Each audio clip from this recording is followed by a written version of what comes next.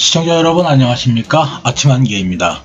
이번 편은 북한의 무인 공격기 기지에 관한 내용을 시청자 여러분과 공유를 하려고 합니다. 지난 2014년 4월에서 9월 사이에 파주와 백령도 삼척에서 잇따라 발견되어 대한민국을 떠들썩하게 했던 북한의 무인정찰기가 2017년 6월 인제에서도 이제 발견이 됐었죠.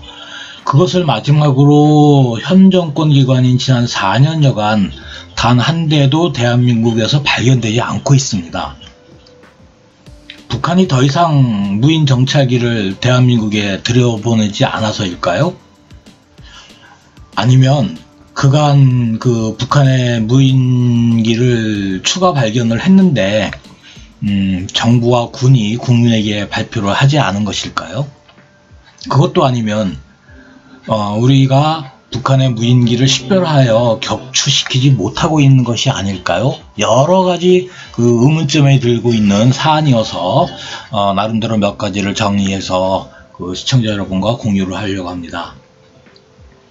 북한은 올 2021년 1월 달에 열렸던 8차 당대회 보고에서 군사 부분의 목표를 이제 설명을 하면서 무인 타격 장비들과 정찰 탐지 수단들, 군사 정찰 위상 설계를 올해 안에 완성을 하고 정찰 정보 수집 능력을 확보하여 500km 전방 중심까지 정밀 정찰할 수 있는 무인 정찰기들을 비롯한 정찰 수단들을 개발하기 위한 최중대 연구 사업을 본격적으로 추진할 것에 대하여 라고 언급을 한 적이 있습니다.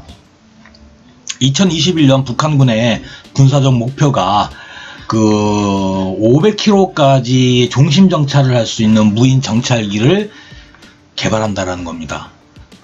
그런데 올해 북한이 1월 달에 공개한 군사적 목표의 대부분이 다 공개가 됐는데 현재 핵 관련 3개, 전술핵을 만들겠다, 정밀 타격 수단을 만들겠다, 그 다음에 초극대형 핵탄두를 만들겠다 라는 3가지와 이 정찰기 관련 내용이 아직 공개된 게 없습니다.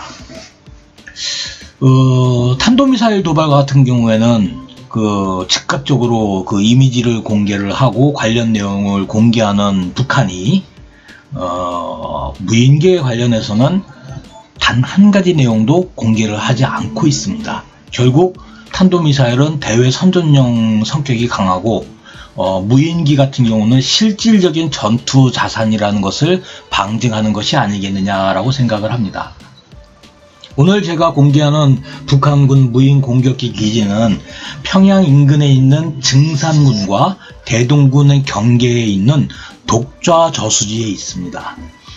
이곳은 지난 2020년 6월 30일 일본에 있는 대북 전문가인 타라오 구라는 양반이 최초로 공개를 했었고 당시에는 특수부대 훈련장으로 추정이 되었습니다. 그런데 최근 이곳에서 아주 소형 경납고가 건설된 것들이 확인이 되면서 제이콥 보겔 등 해외에 있는 대북 전문가들과 위성 전문가들 사이에서 북한이 지난 2012년 4월 15일과 2013년 7월 25일 날 군사 퍼레이드를 할 당시에 공개를 했던 MQM-104D와 아주 유사한 무인 정찰 공격기의 기지가 아니겠느냐라고 요즘 재조명을 받고 있는 곳입니다. 본인도 작년에 요건으로 제 블로그에 포스트를 한 내용이 있는데 현재 내용이 많이 바뀌어 있습니다. 이곳은 평양에서 약 한 25km 정도 떨어져 있었고요. 현재 구글 어스로 여러분께서 확인을 하시면 MQM-107D와 매우 유사한 항공기와 급속 발사가 가능한 슬로프, 그 다음에 각종 갱도 및 지원 시설과 경납고와 등을 식별할 수 있으십니다.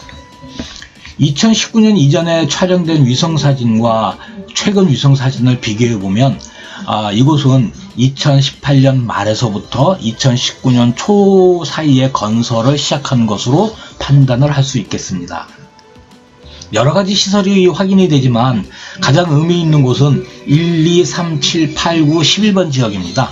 특히 8번에는 이제 길이 100m 길이의 활주로 위에 6m짜리 항공기가 식별이 되고 활주로의 바닥이 그을린 것 등이 확인이 되어서 제트 추진 항공기가 운영되고 있다는 것을 확인할 수 있고, 9번은 그물망식 무인기 회수 시설이라는 것을 보여줍니다.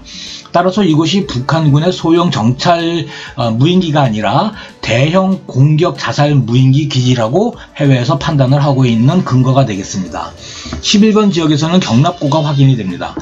북한은 2014년도에 두루미라는 정찰 공격용 무인기를 공개를 했었고, 2016년도에 텍스트론사의 아에로존데라는 정찰기를 복지항공과 같은 장거리 무인기를 김책공대에서 개발을 했다라고 해서 몇 가지 모델을 공개를 한 적이 있습니다. 북한의 무인기는 탄도미사일보다 사실 대한민국의 더 위협적인 무기입니다. 2017년 3월 31일 미국의 비즈니스 인사이더는 북한이 1000여 대의 무인기를 이용하여 대한민국에 대해서 화학 공격을 할 수 있다고 보도한 적이 있습니다. 2017년 6월 28일 로스앤젤레스 타임즈는 북한이 300여 대의 자살 공격 무인기를 보유하고 있다고 보도를 했고, 2018년 3월 9일 PHYS라는 곳은 중국의 무인기 기술이 지속적으로 북한에 유입이 되고 있다라고 밝혔고, 2019년 9월 23일 미국의 더 내셔널 인터레스트는 이란의 무인기 기술이 북한에 넘어가는 정황을 포착했다라고 보도를 했습니다. 2020년 1월 6일 내셔널 인터레스트는 다시 이란과 북한의 무인기 기술 교류에 관한 내용을 보도를 했었고, 올 2021년 1월 28일 데일리 NK는 북한이 소형 무인기의 대량 생산 체제를 갖추었다라고 보도를 했습니다. 2021년 1월 28일 이 보도가 나간 다음에 3월 2일 더 디플로매트, 굉장히 유명하고 신뢰성이 굉장히 높은 소스 원천입니다. 더 디플로매트는 북한이 스텔스 무인기를 개발할 가능성이 있다라고 하는 심각한 내용의 보도를 했습니다. 그리고 2021년 4월 28일 데일리 NK와 뉴욕 포스트는 북한이 2021년 4월 12일부터 15일까지 구성군 방현리에서 정찰 및 자살 공격용 소형 미니 드론의 시험 평가를 성공했다라고 보도를 했습니다. 제가 상당히 많은 내용을 시청자 여러분께 읽어드렸는데, 요게 2017년 3월 31일 비즈니스 인사이더의 보도부터 시작을 해서 2021년 4월 28일 데일리 NK와 뉴욕 포스트까지의 기사 내용입니다. 정확하게 현 정권의 집권 기간과 일치를 합니다. 해외에서는 이 기간 동안에 북한이 1000여 대의 무인기를 확보를 하고 있고 300여 대의 무인 공격기를 확보를 하고 있으며, 화학 공격을 할 수 있게끔 화학탄, 무인기에 화학탄을 넣을 수 있게끔 준비를 하고, 스텔스 무인기를 개발을 하고 있으며, 소형 무인기를 대량 생산할 수 있는 생산 체제까지 갖추고 있다라고 보도를 하고 있는데, 국내에는 이와 관련된 보도가 거의 없습니다. 탄도미사일 같은 경우에, 핵무기 같은 경우에는 사실 사용하기가 굉장히 부담스러운 무기 체계입니다. 국제적인 제재도 있고, 특히 핵무기 같은 경우는 사용 후에 해당 지역이 초토화가 되면서 여러가지 환경적인 문제도 불러일으킬 수 있습니다. 그런데 소형 무인기와 중형 무인기를 이용한 화학 공격은 환경 오염이 금방 핵무기보다는 부담이 적습니다. 2014년에 4월부터 9월 사이에 연이어서 그 대한민국에서 발견되던 무인기, 북한의 무인기, 그 다음에 2017년도 인제에서 발견된 북한의 무인기. 그러면 지금 제가 쭉 말씀을 드렸지만 2017년도부터 2021년 사이에 북한은 무인기 전력을 더 고도화를 하고 있습니다. 그런데 이 기간 동안에 대한민국에서 발견이 됐거나 대한민국 군이 격추를 했다라고 하는 북한의 무인 정찰기는 단 한 건도 없습니다. 다시 맨 처음으로 돌아와서 질문을 하면, 그러면 북한이 무인 정찰기를 대한민국에 그동안 단 한 대도 들여보내지 않았다는 겁니까? 그거는 아닐 것입니다. 그리고 그 들여보냈던 무인 정찰기 중에 단 한 대도 추락하지 않고 북한으로 되돌아갔다라는 얘기가 됩니까?